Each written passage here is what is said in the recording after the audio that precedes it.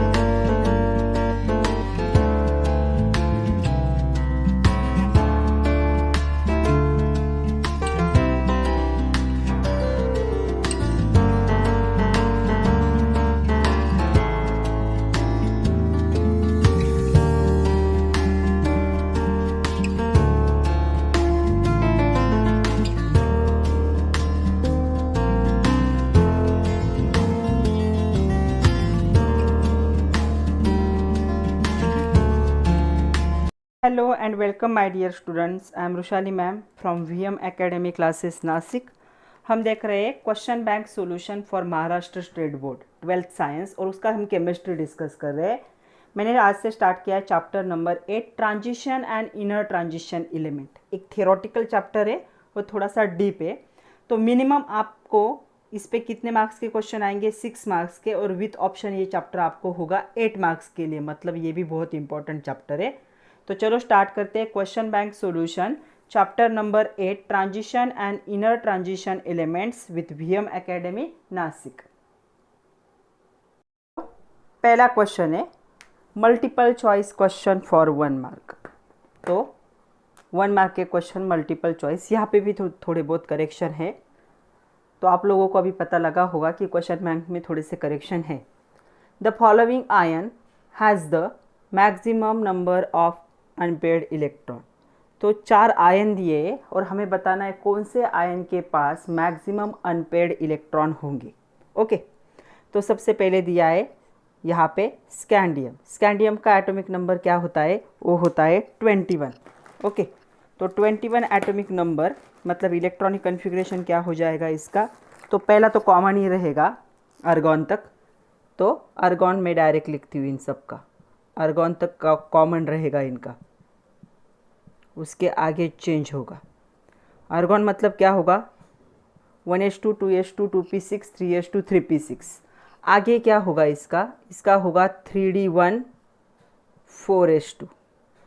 इसका atomic number कितना होता है? होता है 21. इसका कितना होता है? टाइटेनियम का 22. आयन का होता है 26. कोबाल्ट का कितना होता है? 27. तो उस हिसाब से अभी हम सिर्फ क्या है एटम का इलेक्ट्रॉनिक कन्फिग्रेशन लिख रहे हैं. एलिमेंट का, आयन का हम बाद में देखेंगे. तो टाइटेनियम 22 क्या होगा? 3d2 4s2. ओके, 4s हम पहले लिखते थे, 3d बाद में. लेकिन अभी 4s आउटर मोस्ट सेल है, वहाँ से इलेक्ट्रॉन हमें लूज करनी जब आयन बनेगा तब. यहाँ पे होता है 3d6 4s2 और यहाँ पे होगा 27 है, मतलब 3d7 4s2. चलो अभी जब आयन बनता है यहाँ से, तो सबसे पहले यहाँ के इलेक्ट्रॉन निकलते, उसके बाद यहाँ के. तो यहाँ पे 3 इलेक्ट्रॉन निकलने हैं. तो इसका इलेक्ट्रॉनिक कन्फिग्रेशन 3 निकलने, मतलब देखो यहाँ के 2 और यहाँ का 1 निकल जाएगा. तो 3d 4s0 दोनों भी 0 हो गए. और आर्गॉन तक तो भरा हुआ ही है इसका. तो मतलब नंबर ऑफ अनपेयर्ड इलेक्ट्रॉन ज़्यादा हो सकते हैं क्या? नो. यहाँ पे no unpaired electron. Unpaired electron ही नहीं है, 0 है.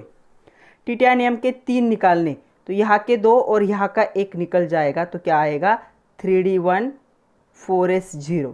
कितने अनपेड इलेक्ट्रॉन है इसके पास? 1 इलेक्ट्रॉन, वो भी d ऑर्बिटल में। उसके बाद आयन का देखो, आयन के 3 निकलने, यहाँ से 2 निकलेगा और यहाँ से 1 निकलेगा, मतलब क्या हो जाएगा 3d5 एंड 4s0। कितने अनपेड इलेक्ट्रॉन है इसके पास?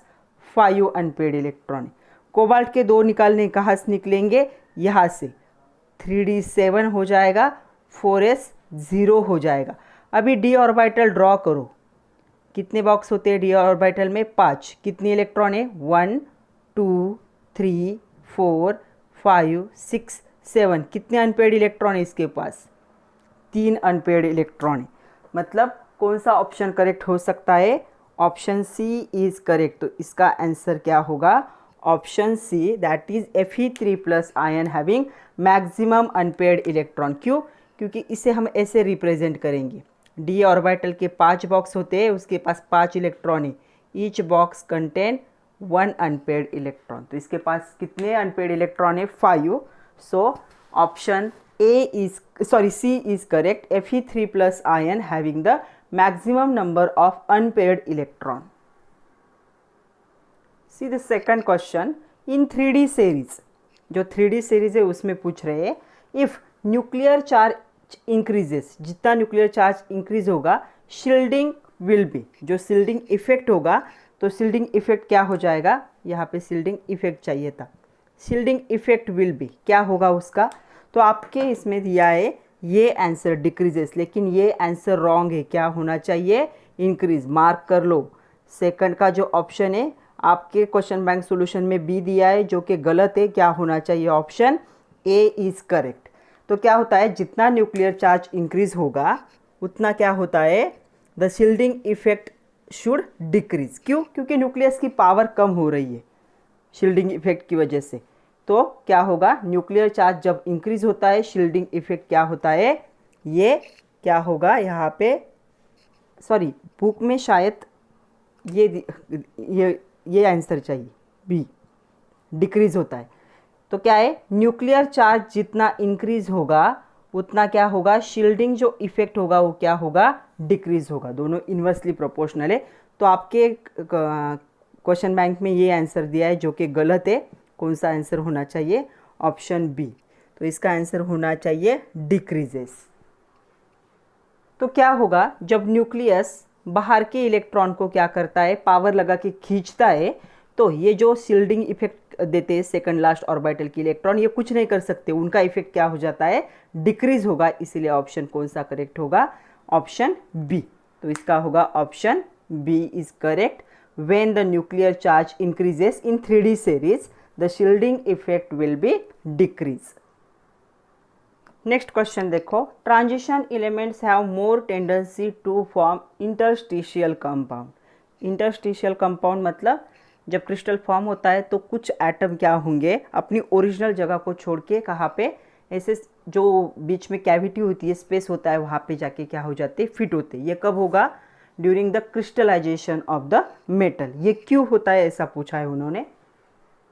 तो ये क्यों होता है? ये होता है because of defect in their crystal lattice. तो डिफेक्ट हम सॉलिड स्टेट में पढ़ चुके, स्टोचियोमेट्रिक, नॉन स्टोचियोमेट्रिक डिफेक्ट, स्कॉटकी, फ्रैंकेल, सब पढ़ चुके हैं हम डिफेक्ट। तो ऐसा क्यों हो रहा है? इंटरस्टिशियल कंपाउंड ऐसे क्यों बन रहे हैं?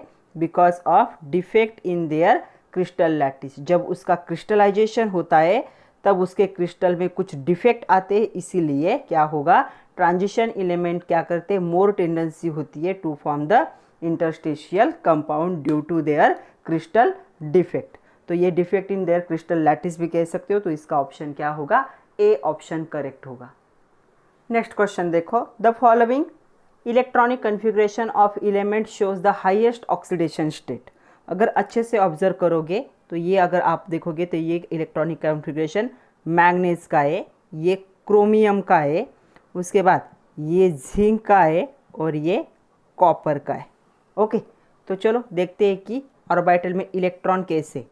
तो इसके डी ऑर्बिटल में कितने इलेक्ट्रॉन है? 1 2 3 4 5 और यहाँ पे कितने? तो मैक्सिमम कितना ऑक्सीडेशन स्टेट दिखा सकता है? मैग्नीज का हमने पढ़ा है +7 तक जा सकता है। यहाँ पे अगर देखोगे तो ये कितना ऑक्सीडेशन स्टेट दिखाएगा, देखो 1 2 3 4 5, और क्रोमियम मैक्सिमम कितना दिखा सकता है +6। यहाँ पे देखो ये जो है जिंक के पास क्या है, यहाँ पे 2 इलेक्ट्रॉन है, 1 2 3 4 5 6 7 8 9 10, ये पूरा भरा हुआ है। ज़्यादा से ज़्यादा ऑक्सीडेशन स्टेट क्या होगी +2। और कॉपर की बात करें तो 3D10 है, तो देखो ऑक्सीडेशन स्टेट क्या होगा इसका 1 2 3 4 5 6 7 8 9 10, ये +1 भी दिखा सकता है +2 भी दिखा सकता है। तो मैक्सिमम ऑक्सीडेशन स्टेट इसमें से कौन दिखा रहा है, इलेक्ट्रॉनिक कन्फिग्रेशन ए। तो इसका आंसर क्या होगा ए। या फिर अगर मैंगनीज होता ऑप्शन में तो आप मैंगनीज को ही करेक्ट कर देते। तो इसकी मैक्सिमम ऑक्सीडेशन स्टेट कितनी हो सकती है +7 हो सकती है, तो ये होगा correct option. See the next question, zinc does not show variable valency. तो जिंक जो होता है, जिंक का एटॉमिक नंबर कितना होता है 30। ओके, तो इलेक्ट्रॉनिक कन्फिग्रेशन क्या होगा, आर्गॉन 3D10 4s2 इतना होता है। ओके, तो अभी ये वेरिएबल ऑक्सीडेशन स्टेट नहीं दिखाता, मतलब वैलेंसी नहीं दिखाता, कितनी होती है हमेशा +2 होती है। और यहाँ पे हमें ये ऑप्शन दी, तो completed 4s orbital, 4s orbital completed है, लेकिन यहाँ के इलेक्ट्रॉन वो यूज़ कर सकता है फॉर द वैलेंसी पर्पस, तो पहला ऑप्शन नहीं हो सकता।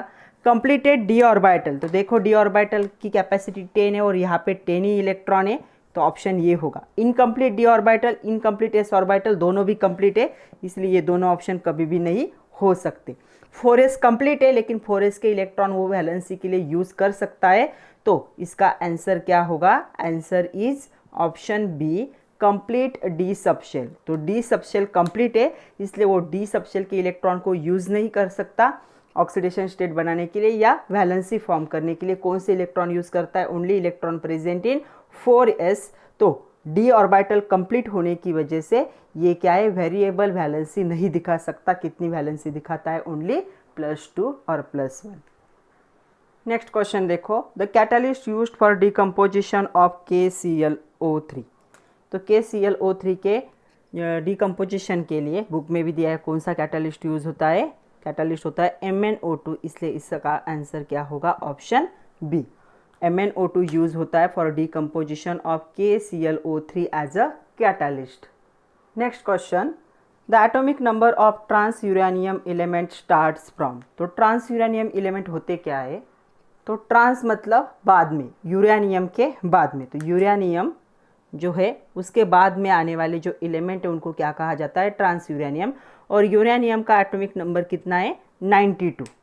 तो को क्या आंसर होगा यहाँ पे, 92 तक तो यूरेनियम है, ट्रांस मतलब उसके बाद के, तो कौन से आएंगे, यहाँ पे आएगा आंसर डी, ट्रांस यूरेनियम क्या होंगे 93 to 103 यहाँ तक। तो हर जगह पे 103 कॉमन दिया है, सिर्फ स्टार्टिंग वाला चेंज है। तो ट्रांस यूरेनियम मतलब यूरेनियम के बाद में, अगर यूरेनियम का एटॉमिक नंबर 92 है तो 93 से आगे क्या स्टार्ट होंगे, ट्रांस यूरेनियम एलिमेंट्स स्टार्ट होंगे। See the next question, the following pair of elements has the half filled D orbital. Half filled D orbital मतलब कैसे होना चाहिए, डी ऑर्बिटल कितने ऑर्बिटल होते हैं 5, हर एक में क्या होगा, अनपेयर्ड इलेक्ट्रॉन। ऐसी कंडीशन इसमें से किस किस के पास है, ऐसा पूछा गया है, तो चलो देखते हैं। तो यहाँ पे देखो क्रोमियम एटॉमिक नंबर होता है 24, तो इसका इलेक्ट्रॉनिक कन्फिग्रेशन क्या हो जाएगा 3d5 4s1। तो ये एडजस्टमेंट वाला इलेक्ट्रॉनिक कन्फिग्रेशन है, आपको याद होगा। तो यस, इसके पास क्या है, हाफ फील्ड इलेक्ट्रॉन है। लेकिन कोबाल्ट का क्या होता है 27 होता है, 27 मतलब 3d7 4s2। तो यहाँ पे 7 है देखो, तो इसके पास हाफ फील्ड डी ऑर्बिटल हो सकता है क्या, नहीं हो सकता। 1 2 3 4 5 6 7 हाफ फील्ड नहीं है, तो ये पहला ऑप्शन कट गया। दूसरा देखो मैंगनीज का एटॉमिक नंबर होता है Mn, कितना होता है, ये होता है 25। इलेक्ट्रॉनिक कन्फिग्रेशन होगा 3d5 4s2। तो देखो डी में 5 इलेक्ट्रॉन है, तो यहाँ पे 1 2 3 4 5, उसके साथ दिया है निकेल। निकेल का एटॉमिक नंबर होता है 23, मतलब 3d8 4s2। तो यहाँ पे 5 चाहिए तो नहीं है, तो ये भी ऑप्शन क्या हो गया, कट हो गया। नेक्स्ट देखो, क्रोमियम के पास भी है, मैग्नीज के पास भी है, तो क्या होगा, ये ऑप्शन करेक्ट होगा कि इन दोनों के पास क्या है, हाफ फील्ड डी ऑर्बिटल। देखो यहाँ पे दोनों का भी। नेक्स्ट है कोबाल्ट और निकेल। कोबाल्ट के डी ऑर्बिटल में 7 इलेक्ट्रॉन है और निकेल के डी ऑर्बिटल में 8 इलेक्ट्रॉन है, तो दोनों के पास नहीं है, तो ये भी क्या हो गया, कैंसिल हो गया। तो इसका आंसर क्या होगा, answer C. Chromium and manganese both have half filled D orbital, दोनों के डी ऑर्बिटल में 5 इलेक्ट्रॉन है। क्रोमियम क्यों, क्योंकि क्रोमियम के इलेक्ट्रॉनिक कन्फिग्रेशन में क्या है, थोड़ा सा चेंज है, इसलिए। तो ये पेयर ऐसी है कि जिनके डी ऑर्बिटल में क्या होंगे, 5 electron, means half filled D orbital इनके पास प्रेजेंट है। तो option C is the correct answer.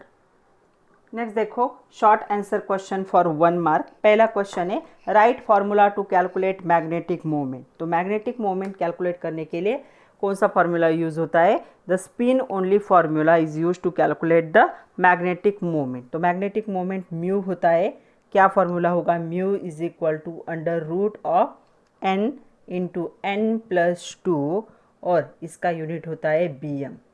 यहाँ पे n क्या होगा, नंबर ऑफ अनपेयर्ड इलेक्ट्रॉन, कितने नंबर ऑफ अनपेयर्ड इलेक्ट्रॉन है किसी एलिमेंट में, उससे म्यू की वैल्यू यहाँ पे पता लग सकती है। तो आपको 1 मार्क के लिए सिर्फ इतना लिखना है, mu is equal to under root n+2 bm। यहाँ पे n क्या होते हैं, number of unpaired electron. Next question देखो, write general electronic configuration of 3D series. 3D series मतलब स्कैंडियम से लेकर जिंक तक, 21 से लेकर 30 तक। तो इनका पूछा है कि क्या है, जनरल इलेक्ट्रॉनिक कन्फिग्रेशन लिखना है। तो जनरल इलेक्ट्रॉनिक कन्फिग्रेशन इनका क्या होगा, आर्गॉन कंडेंस से ये 3D प्रेजेंट होता है, कितना होगा 3D, 1 से लेकर 10 इलेक्ट्रॉन तक आते। स्कैंडियम में 1 होता है, जिंक में 10 होता है, एंड 4s में कितने इलेक्ट्रॉन होते हैं इसके, 2। तो ये हो गया electronic general electronic configuration for the 3D series. तो आपको सिर्फ इतना ही लिखना है, एक्सप्लेनेशन नहीं लिखना है, 1 मार्क के लिए सिर्फ इतना लिखना है, आर्गॉन 3D 1 से लेकर 10 तक होगा और 4s 2 होगा। नेक्स्ट क्वेश्चन देखो, name the radio active element present in lanthanoid. तो लैंथेनॉइड में एक ही रेडियो एक्टिव एलिमेंट प्रेजेंट होता है, उसका नाम क्या है, प्रोमेथियम। तो इसे PM से भी डिनोट किया जाता है। तो आपको नाम याद रखना है कि लैंथेनॉइड का रेडियो एक्टिव एलिमेंट कौन सा है, प्रोमेथियम। नेक्स्ट क्वेश्चन देखो, व्हाट इज लैंथेनाइड कॉन्ट्रैक्शन। वैसे देखा जाए तो लैंथेनाइड कॉन्ट्रैक्शन ये 1 मार्क का क्वेश्चन है ही नहीं, फिर भी उन्होंने पूछा है। तो क्या होता है, आप सिर्फ इतना याद रखो जहाँ जितना यहाँ पे लिखा है। तो लैंथेनाइड सीरीज में क्या होगा, जैसे हम क्या करेंगे, मूव करेंगे फ्रॉम लेफ्ट टू राइट, यहाँ पे क्या होता है, डिक्रीज होता है, क्या क्या, एटॉमिक एंड आयोनिक रेडिया। मतलब लेफ्ट टू राइट क्या होगी, एटॉमिक रेडिया थोड़ी सी डिक्रीज होती है, बहुत ज़्यादा नहीं है, बट ये स्टेडी डिक्रीज है, मतलब कंटिन्यूस डिक्रीज होता रहता है in atomic and ionic radii. इसी को क्या कहा जाता है, लैंथेनॉइड कॉन्ट्रैक्शन। कॉन्ट्रैक्शन मतलब साइज क्या हो गई, छोटी हो गई।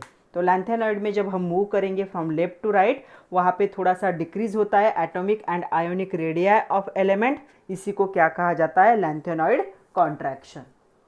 नेक्स्ट क्वेश्चन देखो, write chemical formula of ore of zinc. Ore क्या होते हैं, तो ये कॉम्बिनेशन फॉर्म होते हैं जिनमें से हम मेटल को एक्सट्रैक्ट करके क्या कर सकते हैं, सेपरेट करते हैं। माइन से हमें जो मिलता है कॉम्बिनेशन फॉर्म वाला, वो क्या होता है, ओर होता है, और उससे हम मेटल को एक्सट्रैक्ट करके सेपरेट करते हैं। तो हमें जिंक के ओर का केमिकल फार्मूला, तो नाम क्या है जिंक के ओर का, जिंक ब्लेंड, और इसका केमिकल फार्मूला क्या होगा, ZnS। तो आपको सिर्फ इतना फार्मूला लिखना है। नेक्स्ट क्वेश्चन देखो, name the alloy which is form by copper and teen. तो कॉपर और टीन से जो अलॉय बनता है वो कौन सा होता है, वो होता है ब्रॉन्ज। अगर आपको ब्रास और ब्रॉन्ज में कन्फ्यूजन होता है, तो ब्रास क्या होता है, कॉपर एंड जिंक का कॉम्बिनेशन। तो यहाँ पे Z है, तो इसका मतलब इसमें जिंक नहीं होगा, इसमें कौन होगा, टीन होगा। तो कॉपर और टीन का अलॉय कौन होता है, ब्रॉन्ज अलॉय होता है। Next question, which alloy is used in Fischer Tropsch process in synthesis of gasoline. तो तो ये जो सिंथेसिस होता है गैसोलीन, ये प्रोसेस है, इस प्रोसेस का नाम क्या है, फिशर ट्रॉप प्रोसेस।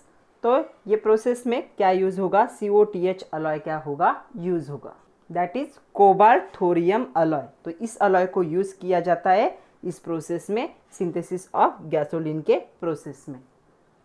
नेक्स्ट क्वेश्चन देखो, name the catalyst used in the hydrogenation of ethene to ethane. Ethene मतलब CH2 डबल बॉन्ड CH2, इसे किस में कन्वर्ट करना है, CH3। तो आपके टेक्स्ट बुक के हिसाब से यहाँ पे क्या यूज़ होता है, यहाँ पे यूज़ होता है फाइनली डिवाइडेड निकेल। बट आपकी इंफॉर्मेशन के लिए बता दूँ, लिखना नहीं आपको एग्ज़ाम में, यहाँ पे हाइड्रोजन प्लैटिनम भी यूज़ होता है, बट बुक में ये दिया है तो हम यही लिखेंगे फाइनली डिवाइडेड निकेल। तो आपको ये रिएक्शन लिखने की ज़रूरत नहीं है, मैंने आपके इन्फॉर्मेशन के लिए लिखा है, आपको सिर्फ ये आंसर लिखना है, finally divided nickel is used as a catalyst. Next question देखो, शॉर्ट आंसर क्वेश्चन, 2 मार्क के लिए, टाइप 1 देख रहे हैं हम। पहला क्वेश्चन है, salt of Sc3+ and Ti4+ are colourless. तो सबसे पहले मैं आपको बता दूं कि कलर क्यों फॉर्म होते। तो क्या होता है, जो d ऑर्बिटल होता है, वैसे हम कोऑर्डिनेशन कंपाउंड में भी इसमें देख चुके हैं क्रिस्टल फील्ड थ्योरी में, तो ये क्या होता है, d ऑर्बिटल स्प्लिट होता है, d ऑर्बिटल 2 पार्ट में, 3 ऑर्बिटल एक साथ हो जाते हैं और 2 ऑर्बिटल एक साथ हो जाते हैं। ओके, इसे कहा जाता है T2G और इसे कहा जाता है EG। तो यहाँ पे क्या होता है, इलेक्ट्रॉन्स क्या करते हैं, जो इलेक्ट्रॉन्स होते हैं ये यहाँ से यहाँ पे जंप करते हैं और वापस यहाँ से यहाँ पे आते। तो एनर्जी को क्या करेंगे, जंप करते वक्त एब्जॉर्ब करेंगे, और जब ऊपर से नीचे जंप करेंगे तो एनर्जी को क्या करेंगे, रिलीज करेंगे। तो एब्सॉर्ब की गई और रिलीज की गई एनर्जी का जो मिक्सचर होता है, उसके वजह से सब्सटेंस को क्या आता है, कलर आता है। ओके, तो ये होता है because of splitting of d orbital. अभी हमें इन दोनों के लिए बताना है कि वो दोनों कलरलेस क्यों है। तो ये समझ लो अच्छे से, ये ऑलरेडी हम क्रिस्टल फील्ड थ्योरी में देख चुके। तो चलो इन दोनों के लिए देखते हैं। सबसे पहले हम बात करेंगे स्कैंडियम की। एटॉमिक नंबर होता है 21, इलेक्ट्रॉनिक कन्फिग्रेशन होगा आर्गॉन 3d1 4s2। जब ये Sc3+ आयन बनाएगा तो ये दोनों इलेक्ट्रॉन को क्या कर देगा, डोनेट कर देगा। तो इसका इलेक्ट्रॉनिक कन्फिग्रेशन क्या हो जाएगा, दिस वन। तो देखो इसके d ऑर्बिटल में इलेक्ट्रॉन ही नहीं है।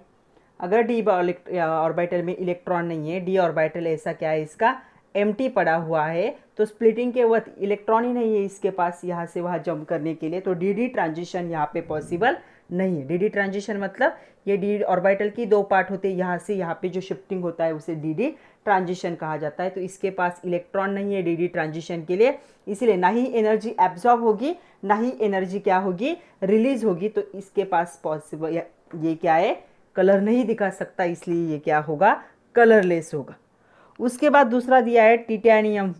टिटेनियम का एटॉमिक नंबर होता है 22, इसका इलेक्ट्रॉनिक कन्फिग्रेशन होगा आर्गॉन 3d2 4s2। इसे कितने इलेक्ट्रॉन लूज करने हैं, 4+ के लिए 4, तो यहाँ के 2 और यहाँ के 2, ऐसे ये क्या करेगा, 4 इलेक्ट्रॉन को डोनेट कर देगा। तो दोनों का इलेक्ट्रॉनिक कन्फिग्रेशन सेम हो जाएगा, तो दोनों के d ऑर्बिटल में इलेक्ट्रॉन नहीं है।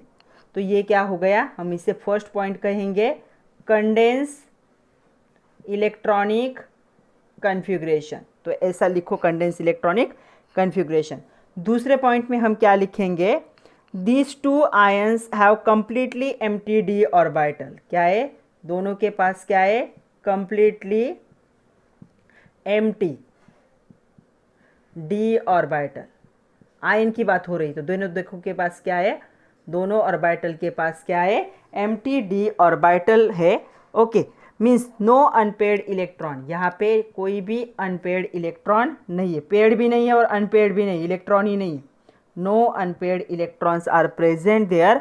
ओके, तो ये जो सॉल्ट होगा ये क्या होगा, सॉल्ट इज कलरलेस। क्यों कलरलेस है ये, बिकॉज यहाँ पे D D transition not possible. तो डी ट्रांजिशन क्या होता है, लोअर एनर्जी लेवल से हायर एनर्जी में जंप करना। तो डी ट्रांजिशन यहाँ पे पॉसिबल नहीं है, इसलिए दोनों सॉल्ट क्या है, कलरलेस है, because of absence of the d orbital electron और because of empty d orbital. आप ये 2 पॉइंट लिखोगे तो आपको 2 मार्क्स मिल जाएंगे। समझ लो, क्योंकि किसी भी आयन के लिए पूछा जाए तो बेसिक यही रहेगा, क्या होता है वो याद रखो कि डी ट्रांजिशन हुआ तो कलर दिखाएगा, अगर डी ट्रांजिशन नहीं होता है तो सब्सटेंस या जो सॉल्ट होगा वो क्या होगा, कलरलेस होगा।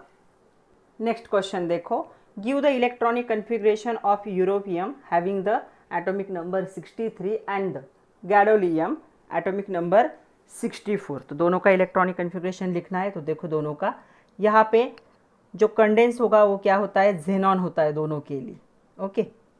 और आगे कौन सा आएगा, यहाँ पे होता है 4f7 होता है और 6s2 होता है। यहाँ पे क्या होगा, 4f7 होगा, 5d1 होगा और 6s2 होगा। अभी ये जो ट्रांजिशन मेटल है और इनर ट्रांजिशन मेटल है, इनका इलेक्ट्रॉनिक कन्फिग्रेशन ऐसे रूल्स के हिसाब से नहीं है, थोड़ा सा वैरी होता है। तो ये एक्सपेरिमेंटली पता चला हुआ इलेक्ट्रॉनिक कन्फिग्रेशन है, तो आपको एज इट इज़ लर्न करके लिखना है। तो इसका होगा ज़ेनॉन 4f7 6s2 और यहाँ पे होगा xenon 4f7 5d1 6s2। Next question है, distinguish between lanthanoid and actinoids. तो आपको 4 पॉइंट लिखने हैं। तो देखो यहाँ पे बहुत सारे पॉइंट है, इसमें से कोई भी 4 पॉइंट आप क्या कर सकते हो, लिख सकते हो। तो देखो पहला पॉइंट क्या है, यहाँ पे जो लैंथेनाइड है उसके लिए, lanthanoid last differentiating electron occupied 4f orbital में चला जाता है लास्ट इलेक्ट्रॉन, और यहाँ पे 5f में चला जाता है। तो सेंटेंस सेम होगा, last differentiating electron occupy 4f orbital, यहाँ पे होगा 5f orbital. Second question, second point, they are the elements of first inner transition series. तो ट्रांजिशन सीरीज जहाँ से शुरू होती है ये पहले सीरीज के मेंबर होंगे और ये सेकंड। तो जो इंपॉर्टेंट पॉइंट है उसे मैं अंडरलाइन कर रही हूँ, okay. Next, they are present in period 6, ये उसके नीचे होंगे, पीरियड 7 में होंगे। नेक्स्ट, ऑक्सीडेशन स्टेट क्या होता है इनका, +4 होता है, इनका वैरी होता है +3 से लेकर +7 तक होता है, +3 +4 +5 +6 एंड +7, इनका फिक्स है +4 होगा। Lanthanoids have less tendency to form complex, ये कॉम्प्लेक्स फॉर्म करने की इनकी टेंडेंसी क्या होती है, लेस होती है, और इनकी क्या होती है, ग्रेटर टेंडेंसी होती है। Actinoids have the greater tendency to form the complexes with ligand such as the thioether. तो लिगैंड पता है हमें क्या होते हैं, तो थायोईथर मतलब ये complex compound, coordinate compound form कर सकते हैं। नेक्स्ट है, all lanthanoids are the non radioactive. सिर्फ क्या है, प्रोमिथियम क्या है, रेडियो एक्टिव है, बाकी कोई भी मेंबर रेडियो एक्टिव नहीं है। एक्टिनॉइड में क्या होते हैं, all actinoids are radioactive. यहाँ पे सिर्फ ए के 1 लिखेंगे हम, और यहाँ पे क्या है, सारे, ऑल। उसके बाद lanthanoids do not form the oxocations. तो लैंथेनॉइड ऑक्सोकैटायन फॉर्म नहीं करते, और ये क्या है, एक्टिनॉइड ऑक्सोकैटायन फॉर्म करते। देखो यहाँ पे UO+, PU+, PO+, NPO2+, ये ऑक्सोकैटायन। ऑक्सोकैटायन मतलब ऑक्सीजन के साथ रिएक्ट होके पॉजिटिव चार्ज आयन फॉर्म करना। नेक्स्ट है, they are most of the lanthanoids are colourless. ये कलरलेस होते हैं, क्यों, डी ट्रांजिशन यहाँ पे पॉसिबल नहीं होता, और एक्टिनॉइड क्या होते, कलर्ड होते, क्यों, यहाँ पे डी ट्रांजिशन पॉसिबल है। तो ऐसे बहुत सारे पॉइंट है, 8 पॉइंट है, कोई भी 4 अच्छे से लर्न कर लो। नेक्स्ट क्वेश्चन देखो, manganese in the +2 oxidation state is more stable than +3 oxidation state, whereas iron is stable in +3 oxidation state than +2 oxidation state, explain why. ये सारा किस पे डिपेंड होता है, देयर इलेक्ट्रॉनिक कन्फिग्रेशन। तो यहाँ पे क्या होगा, जो सबसेल होगा, हाफ फील्ड जो होता है या कंप्लीटली फील्ड जब होता है इलेक्ट्रॉनिक कन्फिग्रेशन में, तो हमें पता है वो क्या होता है, एक्स्ट्रा स्टेबल। मतलब डी ऑर्बिटल की बात करें तो डी में अगर 5 इलेक्ट्रॉन है तो स्टेबल होगा, और डी में अगर 10 इलेक्ट्रॉन है तो हायर स्टेबिलिटी होती। तो अभी दोनों केस के लिए हमें देखना है। जो इलेक्ट्रॉनिक कन्फिग्रेशन होगा Mn2+ का, वो होता है आर्गॉन 3d5, ओके। 2+ मतलब 4s2 था, तो 2+ फॉर्म हुआ, मतलब 4s के 2 इलेक्ट्रॉन चले गए। तो यहाँ पे देखो 3d5 इलेक्ट्रॉन है, अगर इसे Mn3+ करना है मतलब और एक इलेक्ट्रॉन निकालना पड़ेगा, तो इस हाफ फील्ड कंडीशन से इलेक्ट्रॉन निकालना बहुत हार्ड हो जाएगा, तब ये क्या बनेगा 3d4। 3d4 को और 3d5 को अगर हम कंपेयर करेंगे तो कौन सा स्टेबल कंडीशन है, ये स्टेबल कंडीशन है, मतलब +2 ऑक्सीडेशन स्टेट वाला, इसलिए मैंगनीज क्या होता है +2 ऑक्सीडेशन स्टेट में ज़्यादा स्टेबल होता है। Why? Because of half filled d orbital. दूसरा, द इलेक्ट्रॉनिक कन्फिग्रेशन Fe3+ का क्या होगा, Fe का क्या होगा 3d6 4s2, तो 4s के 2 और 3d का 1 इलेक्ट्रॉन चला गया, तभी तो 3+ चार्ज फॉर्म हुए, तब ये क्या हुआ 3d5 हुआ। ओके, अगर वो 2+ होता है तो क्या होगा 3d6 4s2 में से सिर्फ s के इलेक्ट्रॉन चले जाएंगे, 3d के 6 इलेक्ट्रॉन वैसे ही रहेंगे। तो यहाँ पे 6 इलेक्ट्रॉन है, यहाँ पे 5 इलेक्ट्रॉन है, तो दोनों में से कौन सी हाफ फील्ड कंडीशन है, ये। तो यहाँ पे क्या होता है आयन ज़्यादा स्टेबल रहेगा, कब, जब उसका ऑक्सीडेशन स्टेट क्या होगा +3 होगा तब। तो इसीलिए ये क्या होगा +3 ऑक्सीडेशन स्टेट में ज़्यादा स्टेबल होता है दैन +2। अगेन वही रीज़न है, due to half filled d orbital. Next देखो आगे के थ्योरेटिकल ही क्वेश्चन है, explain term cast iron and wrought iron with their uses. तो कास्ट आयरन क्या होता है, हार्ड ब्रिटल आयरन होता है जिसमें 4% कार्बन प्रेजेंट होता है। इसका यूज़ का है क्या है, for making pipe, manufacture of automotive part, उसके बाद पॉट्स बनाने के लिए, पैन बनाने के लिए या कुछ यूटेंसिल बनाने के लिए इसको यूज़ किया जाता है कास्ट आयरन को। जो रॉट आयन होता है ये सॉफ्ट होता है और इसमें 0.2% ही कार्बन होता है, जितना कार्बन का परसेंटेज बढ़ाओगे उतना क्या होगा हार्डनेस के साथ साथ ब्रिटलनेस भी क्या होगा इंक्रीज होगा। और इसे कहाँ यूज़ किया जाता है, for making pipe, bar and bar for the stay bolts, उसके बाद जो इंजन के बोल्ट होते हैं और रिवेट बनाने के लिए इसे क्या किया जाता है यूज़ किया जाता है। तो ये छोटे छोटे पार्ट बनाने में इसको यूज़ किया जाएगा क्योंकि ये क्या होता है सॉफ्ट होता है। नेक्स्ट क्वेश्चन देखो, what is the cause of lanthanide contraction. Lanthanide contraction मतलब लैंथेनाइड सीरीज में जब हम लेफ्ट से राइट जाते हैं तो एटॉमिक रेडिया और जो आयोनिक रेडिया है वो क्या होती है डिक्रीज होती है, उसे क्या कहा जाता है लैंथेनाइड कॉन्ट्रैक्शन। तो वही दिया है देखो, as we move along the lanthanide series the decrease in atomic and ionic radii, the steady decrease in atomic and ionic radii is called as the lanthanide contraction। contraction मतलब धीरे धीरे size कम होना।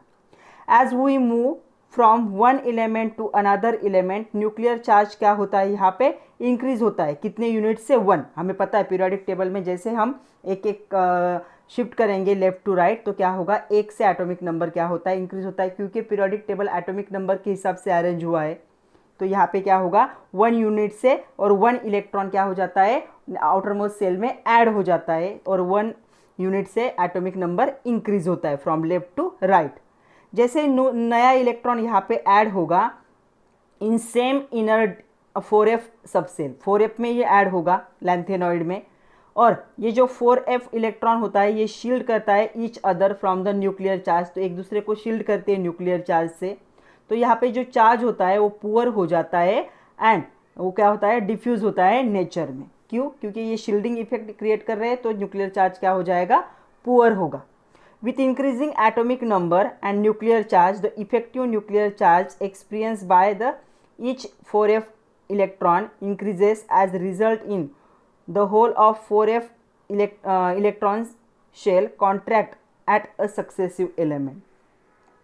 तो क्या होगा यहाँ पे जैसे ही एटॉमिक नंबर इंक्रीज होगा और न्यूक्लियर चार्ज भी इंक्रीज होगा, जो इफेक्टिव न्यूक्लियर चार्ज होता है वो क्या एक्सपीरियंस करने लगता है 4f इलेक्ट्रॉन्स के जो ये न्यूक्लियर चार्ज जो है वो 4s इलेक्ट्रॉन जो प्रेजेंट होते हैं 4s ऑर्बिटल में उसका जो फोर्स है उसे क्या करने लगते हैं एक्सपीरियंस करने लगते हैं। इसका रिजल्ट क्या होगा, जो 4f इलेक्ट्रॉन होंगे वो क्या होंगे कॉन्ट्रैक्ट होंगे, मतलब न्यूक्लियस के थोड़े से क्लोज आ जाएंगे। ओके, तो कॉन्ट्रैक्ट होंगे और इसके वजह से एलिमेंट की साइज धीरे धीरे क्या होने लगेगी छोटी होने लगेगी। 2 मार्क के लिए 2 मार्क के लिए आपको ये 2-3 पॉइंट लिखने पड़ेंगे कि क्या क्या इफेक्ट होगा। पहले लैंथेनॉइड कॉन्ट्रैक्शन होता क्या है, उसके बाद क्या कैसे लेफ्ट टू राइट जाओगे तो क्या होगा वो लिखना है आपको। नया इलेक्ट्रॉन 4f सबसेल में ऐड होगा तो शील्डिंग इफेक्ट क्रिएट करेगा और उस तब क्या होगा 4s ऑर्बिटल के जो इलेक्ट्रॉन्स है न्यूक्लियस उन्हें नज़दीक खींचेगा तो वो क्या हो जाएगी साइज थोड़ी थोड़ी छोटी होने लगेगी। इसी को क्या कहा जाता है, लैंथेनॉइड कॉन्ट्रैक्शन। तो चलो आगे के सारे क्वेश्चन क्या है यहाँ पे थ्योरेटिकल ही है। अभी हम देख रहे हैं short answer question type 2 3 marks के क्वेश्चन। पहला क्वेश्चन क्या है देखो, give similarities and differences in element of 3D 4D and 3D series. 3D 4D और 5D सीरीज का हमें बताना है, सिमिलैरिटीज भी बताने हैं और डिफरेंसेस भी बताने। तो सिमिलैरिटी क्या है देखो, ऑल डी और block elements are lustrous and shining, उन्हें एक क्या होती है, शाइन होती है। हार्ड होते हैं दे, उनकी डेंसिटी ज़्यादा होती है। मेल्टिंग बॉइलिंग पॉइंट क्या होते हैं इनके, हायर ही होते हैं। Good electrical and thermal conductivity होती है इनकी। High tensile strength, load bearing capacity क्या होगी, ज़्यादा होगी। मैलिएबिलिटी होगी, मतलब आप इनको क्या है ड्रॉ कर सकते हो into the thin sheets. They can form alloy, alloy form कर सकते हैं, ट्रांजिशन के साथ भी कर सकते हैं या नॉन ट्रांजिशन एलिमेंट के साथ भी अलॉय फॉर्म कर सकते हैं। Many metal and their compounds are the paramagnetic, तो बहुत सारे क्या होंगे, पैरामैग्नेटिक होंगे नेचर में। Most of metal are the efficient catalyst, बहुत सारे मेटल को कैटालिस्ट के तौर पे क्या किया जाएगा, यूज किया जाएगा। तो ये सिमिलैरिटीज है फिजिकल प्रॉपर्टीज में। अभी देखो सिमिलैरिटीज इन केमिकल प्रॉपर्टी क्या है, all d block elements are electropositive metals, का सारे क्या होंगे, इलेक्ट्रोपॉजिटिव होंगे। Okay, they exhibit variable valency, valency क्या होती है, वेरिएबल है, मतलब ऑक्सीडेशन स्टेट क्या है, वेरिएबल है। कलर्ड सॉल्ट फॉर्म करते हैं और ये कोऑर्डिनेट कॉम्प्लेक्सेस भी क्या करेंगे, फॉर्म करेंगे। ये गुड रिड्यूसिंग एजेंट होते हैं, ये क्या फॉर्म करेंगे, इनसोल्युबल ऑक्साइड एंड हाइड्रोक्साइड। तो ऑक्साइड और हाइड्रोक्साइड दोनों को ये फॉर्म कर सकते। आयरन हो गया, कोबाल्ट हो गया, कॉपर, मॉलिब्डेनम, जिंक, ये सारे बायोलॉजिकली इंपॉर्टेंट मेटल है। हमारे बॉडी में होने वाले कैटालिटिक चेंजेस या जो भी हमें न्यूट्रिशन की ज़रूरत होती है उन सब में ये प्रेजेंट होते हैं। बायोलॉजिकल इंपॉर्टेंट मतलब लिविंग सेल में इनकी ज़रूरत है। और दे कैटालाइज बायोलॉजिकल रिएक्शन, बॉडी में होने वाले, किसी भी लिविंग बॉडी में होने वाले या लिविंग सेल में होने वाले रिएक्शन को क्या करते हैं, वो कैटालाइज कर सकते। डिफरेंस क्या है इनमें देखो, most of properties exhibit by the d block element are similar. Now about 80% properties क्या है, सिमिलर है। तो डिफरेंस क्या है, तो यहाँ पे देखो, the elements of the first row differ from the second and third row in stabilization of higher oxidation state in their compound. उनका ऑक्सीडेशन स्टेट अलग अलग होता है, यही एक क्या है उनके बीच में डिफरेंस है, बाकी सारे क्या है, सिमिलैरिटीज है। तो आपको 3 मार्क के लिए ये सब लिखना है। नेक्स्ट क्वेश्चन देखो, discuss the position of D element lanthanide and actinide in their periodic table. तो हम पहले position of D block elements in modern periodic table देखेंगे। ओके, तो पहले हम देख रहे हैं position of D block element, lanthanide actinide का हम बाद में देखेंगे, मतलब नेक्स्ट पॉइंट में। तो क्या है, the transition elements are placed in the period of 4 to 7, 4 से लेकर 7 पीरियड तक क्या होते हैं, ये प्रेजेंट होते हैं। ग्रुप क्या होंगे, 3 to 12। ग्रुप मतलब क्या होता है, वर्टिकल, और जो पीरियड होते हैं वो क्या होते हैं, हॉरिजॉन्टल होते। They constitute 3D 4D 5D 6D series, इतने सीरीज क्या करते हैं, डी ब्लॉक एलिमेंट कंट्रीब्यूट करते। They are place at the centre which s block on one side and p block on the other, मतलब ये दोनों के बीच में सैंडविच हुए। इस साइड में क्या है, एस ब्लॉक है, इस साइड में पी ब्लॉक है, और बीच में क्या है, डी ऑर्बिटल। डी ब्लॉक के एलिमेंट प्रेजेंट है पीरियोडिक टेबल में, ये तो हमें पता है।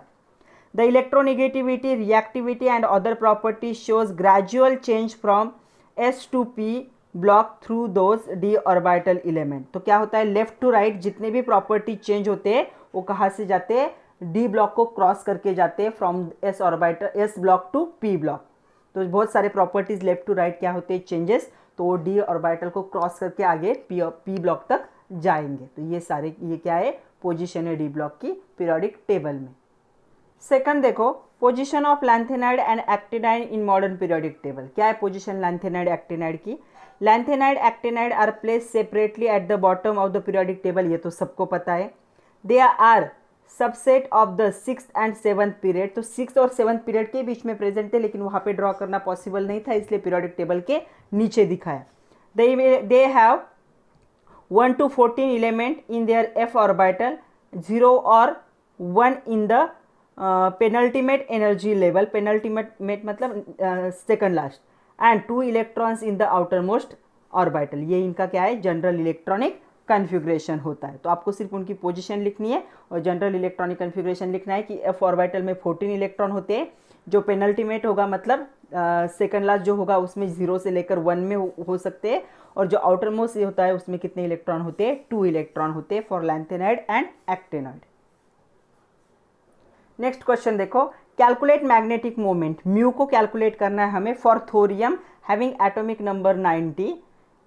इज दिस एलिमेंट डायामैग्नेटिक और पैरामैग्नेटिक। तो ये यहाँ पे ये डायामैग्नेटिक है या पैरामैग्नेटिक है, ये भी ये नंबर ही डिसाइड करता है।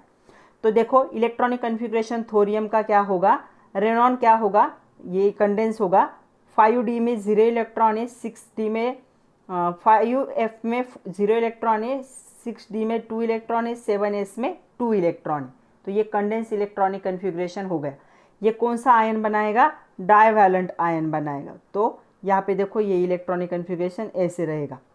तो 7s में 2 इलेक्ट्रॉन है और यहाँ के 2 इलेक्ट्रॉन ऐसे लिखेंगे। तो नंबर ऑफ अनपेड इलेक्ट्रॉन जिसे स्मॉल n से डिनोट किए कितने, 1 और 2। तो चलो फॉर्मूला क्या है, फॉर्मूला है mu is equal to under root n plus 2। तो म्यू यहाँ पे भी n चाहिए था, यहाँ पे भी n, तो दोनों n की जगह पे हमने ये वैल्यू पुट कर दी। एक क्वेश्चन में हमने म्यू का फॉर्मूला भी देखा है, वहाँ से भी देख सकते हो। तो इसे अगर हमने क्या किया, सिंप्लीफाई किया, तो ये हमें क्या मिलेगा, ऐसे मिलेगा। 2 प्लस 2 क्या हो जाएगा, 4 होगा, एंड 4 2 ज़ा 8। तो 8 bm, और मैंने आप लोगों को बोला था कुछ वैल्यू लर्न कर लो। तो 8 का स्क्वायर रूट क्या होगा, यहाँ पे 2.83 bm। तो यहाँ पे क्या है, स्पिन ओनली मैग्नेटिक मोमेंट होता है इसमें।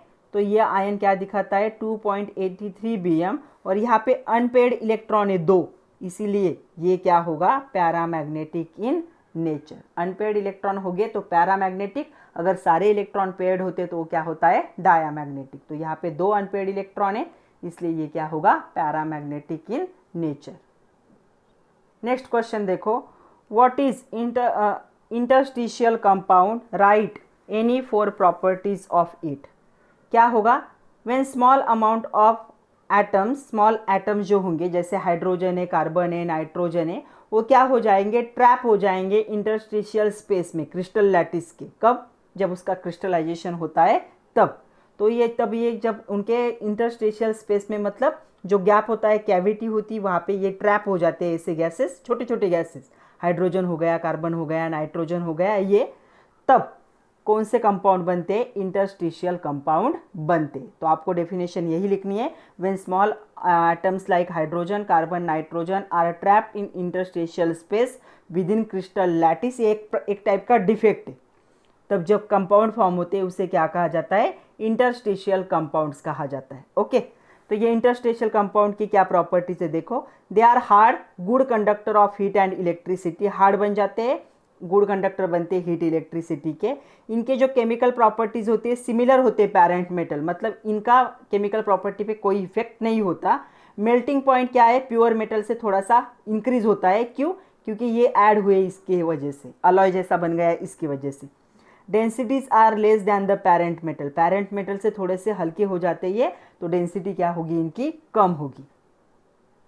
नेक्स्ट क्वेश्चन देखो, What are ferrous and non-ferrous alloy? Write to uses of alloy. Ferrous मतलब जहाँ पे आयन प्रेजेंट होगा as a main component, non ferrous जहाँ पे आयन प्रेजेंट नहीं होगा एज अ मेन कंपोनेंट। तो देखो ferrous alloy have the atom other element distributed randomly in atom of ion, मतलब आयन जो होता है मैक्सिमम परसेंट में प्रेजेंट होगा और बाकी के एटम उसमें रैंडमली डिस्ट्रीब्यूटेड होंगे, मतलब कम परसेंट में। तो यहाँ पे परसेंटेज जो होता है आयन का मोर होता है, इसीलिए उनको क्या कहा जाता है, फेरस अलॉय। जैसे कि निकेल स्टील है, क्रोमियम स्टील है, स्टेनलेस स्टील है, ये सारे क्या है, आयन के क्या है, अलॉय है, जिसमें ऑलमोस्ट 2% क्या प्रेजेंट होता है, कार्बन, बाकी सारा क्या होता है, आयन। मतलब ऐसे अलॉय जिसमें आयन का परसेंटेज बहुत ज़्यादा होता है उनको क्या कहा जाता है, फेरस अलॉय। और यहाँ से आप 1-2 एग्जाम्पल लिख सकते हो। नॉन फेरस अलॉय क्या होते हैं, तो जो नॉन फेरस अलॉय होंगे वो क्या होते हैं, by mixing of any 2 transition metal other than ion और नॉन ट्रांजिशन एलिमेंट, मतलब आयन को छोड़ के किसी भी दो एलिमेंट को आप जब मिक्स कर देते हो, उनका अलॉय बनाते हो, तो उसे क्या कहा जाता है? Non ferrous alloy. जैसे कि ब्रास है, ब्रॉन्ज है, ये क्या है? नॉन फेरस अलॉय, जिनमें आयन प्रेजेंट नहीं होता। तो यहाँ पे देखो हमें यूजेस देखने हैं, कोई भी दो यूज आप यहाँ से लिख सकते हो।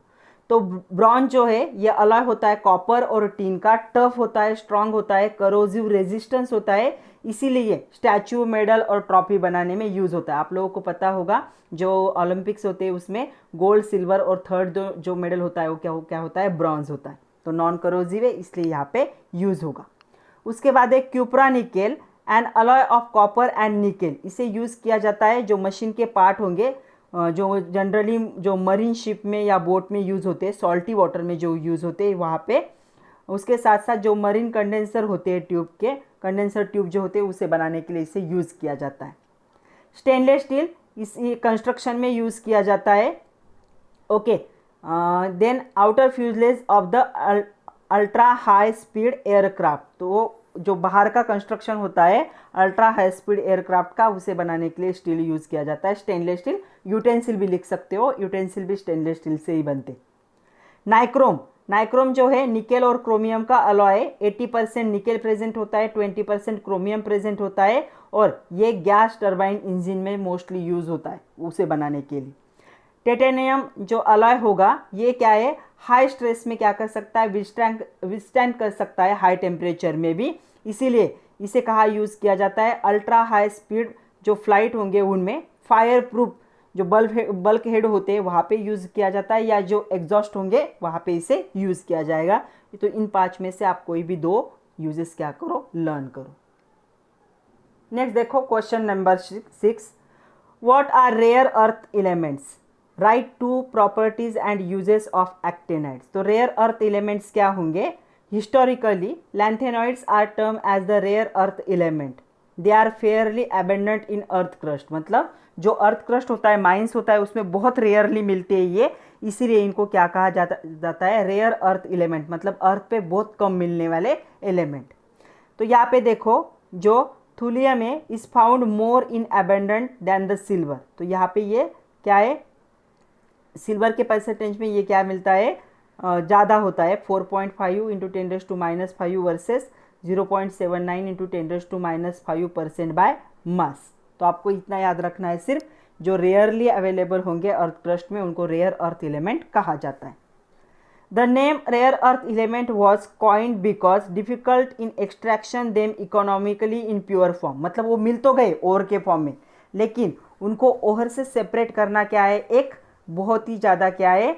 इकोनॉमिकल प्रोसेस नहीं है, थोड़ी कॉस्टली प्रोसेस है। Okay, other lanthanoid have the similar chemical properties, जो दूसरे लैंथेनॉइड है सिमिलर केमिकल प्रॉपर्टीज से, उनको एक्सट्रैक्ट करने में इनको एक्सट्रैक्ट करने में ज़्यादा क्या लगती है? ज़्यादा क्या होगा? ज़्यादा कॉस्टली हो सकता है, मतलब due to newer separation method, अभी नए सेपरेशन मेथड आए, लाइक आयन एक्सचेंजर रेजिन, ये अभी आए हैं, तो इनको अभी क्या किया जाता है? सेपरेट किया जाता है, लेकिन हिस्टोरिकली इनको क्या कहा जाता था? रेयर अर्थ एलिमेंट्स कहा जाता था। अभी ये थोड़ा इजी और इकोनॉमिकल हो गया है इनको एक्सट्रैक्ट करना ड्यू टू मॉडर्न टेक्निक, जैसे आयन एक्सचेंज रेजिन टेक्निक है, इससे इनको सेपरेट किया जा सकता है इकोनॉमिकली। प्रॉपर्टीज क्या है एक्टिनॉइड के? आप कोई भी 2 लिख सकते हो। Similar to lanthanoid they appear silvery white in colour, तो ये सिमिलर टू लैंथेनॉइड लिखने की ज़रूरत भी नहीं, सिल्वरी वाइट कलर लिखो। They are highly reactive radioactive element, सारे रेडियो एक्टिव होते, हाईली रिएक्टिव होंगे, except promethium PM, all are non radioactive in nature. तो क्या होंगे? सारे ये क्या है? लैंथेनॉइड का होगा ये, तो ये लैंथेनॉइड में क्या होता है? सिर्फ क्या है? प्रोमीथियम क्या होगा? रेडियो एक्टिव है, बाकी सारे क्या होंगे? नॉन रेडियो एक्टिव होंगे। यहाँ पे क्या होगा? ऐसा एक्सपीरियंस होता है, decrease in the atomic and ionic radii from the actinide to the lawrencium, तो एक्टिनाइड कॉन्ट्रैक्शन भी यहाँ पे होता है, जैसे लैंथेनॉइड कॉन्ट्रैक्शन है वैसे एक्टिनाइड कॉन्ट्रैक्शन भी यहाँ पे होगा। ऑक्सीडेशन स्टेट कितनी होती है इनकी? +3 होती है। The element of first half of the series usually exhibit higher oxidation state, मतलब आधे सीरीज तक क्या होता है? हायर ऑक्सीडेशन स्टेट है, उसके आगे क्या है? मोस्टली +3 ऑक्सीडेशन स्टेट होगी। तो आप कोई भी दो छोटे से पॉइंट लर्न कर लो, पहले दो कर लो। देखो यूजेस ऑफ एक्टिनाइड्स, तो यूज क्या है? The half life of the natural thorium and uranium isotope are so long that we get very negligible radiations from them these elements. तो यहाँ पे क्या है, इनका हाफ लाइफ क्या है, इन दो आइसोटोप का बहुत ज़्यादा बड़ा है, इसलिए निग्लिजिबल क्या है, रेडिएशन इनसे हमें मिलता है। ओके, तो ये क्या है, we find them in everyday use, तो उनको हम डेली में यूज़ कर सकते। थोरियम जिसका ऑक्सीडेशन नंबर के ऑक्सीडेशन स्टेट क्या होगा 4, इसका ऑक्साइड जैसे कि THO2 with 1% CO2 was used as a major source of indoor lighting। तो इंडोर लाइटनिंग में यहाँ पे इसे यूज़ किया जाता है लैम्प में। ओके, एंड इनका क्या है, जो ऑक्साइड है ये क्या करता है, कन्वर्ट करता है हीट एनर्जी को by burning the natural gas in the instant light. तो ये क्या करेगा, इंस्टेंट लाइट जनरेट करेगा बर्न होके, इसीलिए इसको डे टू डे लाइफ में मतलब इंडोर लाइटनिंग में लैम्प में इसे यूज़ किया जाता है। ओके, उसके साथ साथ even today the great demand of these lights for outdoor camping. तो आउटडोर में भी इस लाइट को क्या किया है, अभी यूज़ किया, पहले तो इंडोर में यूज़ होता था, अभी आउटडोर में भी इसे यूज़ किया जाता है, जो थोरियम के ऑक्साइड होते। Now the question for 4 marks, long answer question. पहला क्वेश्चन देखो, ground state electronic configuration of gadolinium, और ये आपके टेक्स्ट बुक में, आपके क्वेश्चन बैंक में ना यहाँ पे लुटेटियम की जगह पे उन्होंने क्या दिया था, लॉरेंशियम दिया था, लेकिन उन दोनों का कंपेयर नहीं होता, यहाँ पे प्रिंटिंग मिस्टेक है, यहाँ पे लुटियम चाहिए, तब तो मैंने करेक्शन कर लिया है। Lutetium are different that expected, explain why. तो देखो यहाँ पे दोनों का भी इलेक्ट्रॉनिक कन्फिग्रेशन लिखा है, इसका एटॉमिक नंबर 64 है, इसका 71 है। जेनॉन 4f में कितने 8 इलेक्ट्रॉन है और 6s में 2 इलेक्ट्रॉन है। और ऑब्जर्व क्या होता है, एक्सपेक्टेड है, यहाँ ये जो लैंथेनाइड एक्टिनाइड है उनका ऑब्जर्व और एक्सपेक्टेड इलेक्ट्रॉनिक कन्फिग्रेशन हर जगह पे चेंज है। तो ऑब्जर्व ये आता है, मतलब एक्सपेरिमेंट से पता चला कि 4f में 7 इलेक्ट्रॉन होंगे, 3d में 1 होगा, 4s में 2 इलेक्ट्रॉन होंगे ग्राउंड स्टेट में। और ये जो लुटिनियम होता है 71, उसकी भी ऐसी कंडीशन है, 4f में 14 इलेक्ट्रॉन होंगे, 5d में 1 होता है, 6s में 2 इलेक्ट्रॉन होता है। ओके, तो हमें क्या बताना है, यहाँ पे एक्सपेक्टेड क्या है, जो ऑब्जर्व है उससे अलग क्यों है, इन दोनों में चेंज क्यों है। तो क्या है, देखो यहाँ पे जो दोनों भी है, gadolinium and the lutetium shows different ground state electronic configuration because 5d and 4s orbital are nearly of the same energy। दोनों की एनर्जी क्या है, ऑलमोस्ट सेम है, किसकी, 5d की और 4f की। जैसे 3d की और 4s की थी, वैसे ही 5d और 4s की भी नियरली सेम एनर्जी है। ओके, तो यहाँ पे क्या होगा, जो नेक्स्ट इलेक्ट्रॉन होगा ये 5d ऑर्बिटल में जाने की जगह पे कौन से ऑर्बिटल में चला जाता है, 4f ऑर्बिटल में चला जाता है। Okay, this remains the extra stability achieve when 4f orbital half field. तो यहाँ पे 4f ऑर्बिटल टोटल 7 बॉक्स होते, 7 बॉक्स में 1 इलेक्ट्रॉन आएगा, अगर यहाँ पे 7 है तो ये हाफ फील्ड कंडीशन होगी। हमें पता है हाफ फील्ड और कंप्लीटली फील्ड स्टेबल कंडीशन होते हैं। तो यहाँ पे ये 7 की वजह से हाफ फील्ड हो गया, ये 14 की वजह से कंप्लीटली फील्ड। तो ऐसे कंडीशन में ये ज़्यादा स्टेबल होता है as compare to this condition, इसलिए ये दोनों क्या दिखाते हैं, एक्सपेक्टेड से ऑब्जर्व इलेक्ट्रॉनिक कन्फिग्रेशन थोड़ा सा अलग दिखाते हैं। तो आपको ये लिख के ये पॉइंट लिखना पड़ेगा। सेकंड क्वेश्चन देखो, explain the trend in atomic radii oxidation state of 3d element and which factor relate to the colour of transition metal. इन तीनों फैक्टर को हमें एक्सप्लेन करना है। पहला हम देखेंगे ट्रेंड इन एटॉमिक रेडिया, आपको यही पॉइंट लिखने, 4 मार्क का क्वेश्चन है। एटॉमिक रेडिया को 2 मार्क होंगे। Atomic radii of element in the transition series decreases gradually from left to right. Left से राइट जाओगे तो क्या होगा, एटॉमिक रेडिया क्या होता है, ट्रांजिशन सीरीज में डिक्रीज होता है, ग्रेजुअल डिक्रीज होता है, मतलब ऑब्जर्वेबल क्या होगा, चेंज होगा। As we move across transition series from left to right, transition series में हम जब लेफ्ट टू राइट जाते हैं, न्यूक्लियर चार्ज क्या होता है, इंक्रीज होता है 1 यूनिट से। क्यों, एटॉमिक नंबर 1 से बढ़ रहा है इसलिए। The last field electron enters a penultimate, penultimate मतलब n-1, सेकंड लास्ट जो ऑर्बिटल होगा वो डी सबसेल। तो लास्ट इलेक्ट्रॉन कौन किस में जाता है, n-1 डी सबसेल में जाता है। D orbital in an atom are the less penetrating और मोर डिफ्यूज्ड। लेस पेनिट्रेटिंग होता है डी ऑर्बिटल और मोर डिफ्यूज होता है। तो यहाँ पे जो डी इलेक्ट्रॉन होंगे वो स्मॉल क्या करते हैं, स्क्रीनिंग या शील्डिंग इफेक्ट क्रिएट करते हैं, बहुत ज़्यादा नहीं होता। इसका रिजल्ट क्या होगा, जो इफेक्टिव न्यूक्लियर चार्ज होगा इट अल्सो इंक्रीज। तो एटॉमिक नंबर इंक्रीज होने की वजह से ट्रांजिशन सीरीज में इफेक्टिव न्यूक्लियर चार्ज भी क्या होगा, इंक्रीज होगा, क्योंकि जितने एटम प्रेजेंट होते हैं उतने क्या, जितने इलेक्ट्रॉन होंगे उतने क्या होते हैं, प्रोटॉन। तो न्यूक्लियर चार्ज भी क्या होगा, इंक्रीज होगा। तो एटॉमिक रेडिया क्या हो जाएगी, ग्रेजुअली क्या होगी, डिक्रीज होगी across transition series from left to right. तो एटॉमिक रेडिया भी क्या होगी, डिक्रीज हो जाएगी लेफ्ट से जैसे राइट में जाओगे वैसे। क्यों, because of effective nuclear charge increase होता है और एटॉमिक नंबर भी इंक्रीज होता है। दूसरा हमें देखना है trend in oxidation state of 3D element. तो क्या ट्रेंड है ऑक्सीडेशन स्टेट का, देखो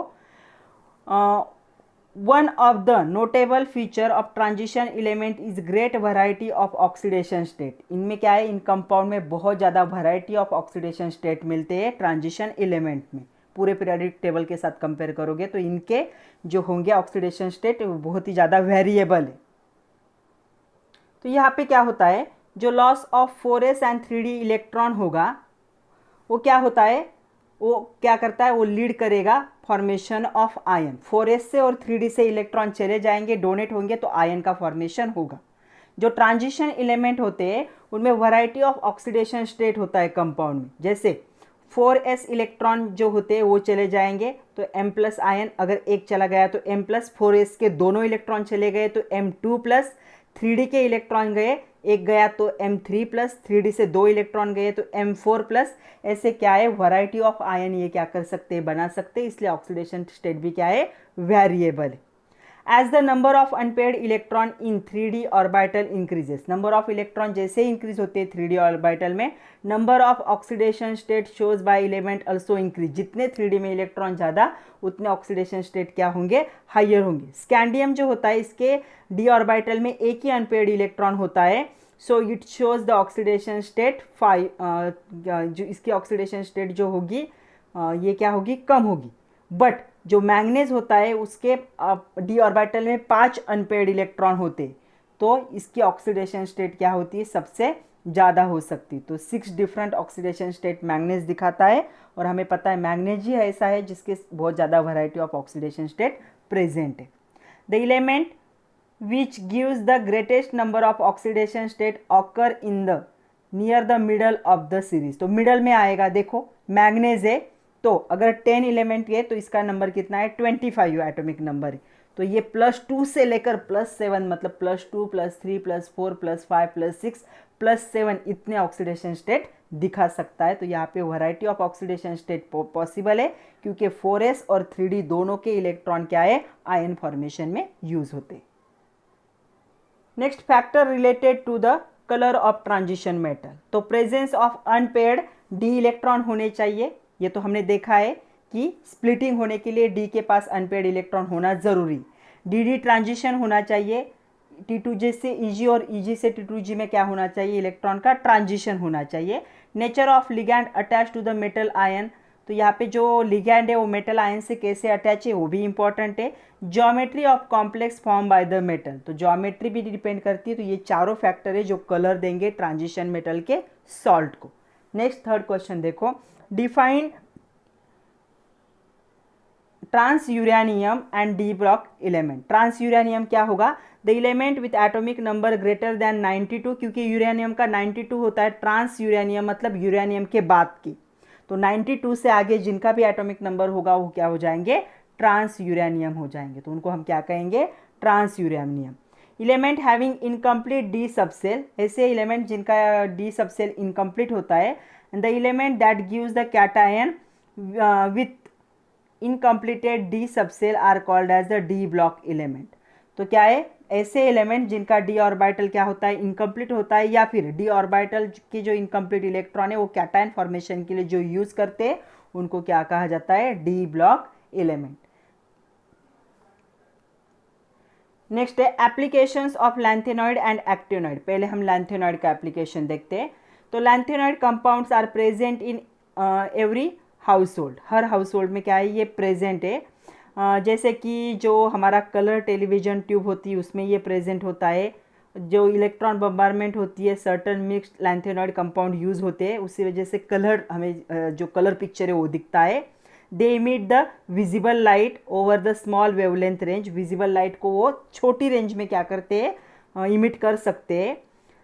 the inside surface of the television tube and computer monitor is coated with the tiny patches of the different lanthanide composition। तो जो हमारा television tube है और कंप्यूटर का मॉनिटर है उसके नीचे जो टाइनी पैचेस होते हैं वो लैंथेनॉइड के यूज़ होते हैं।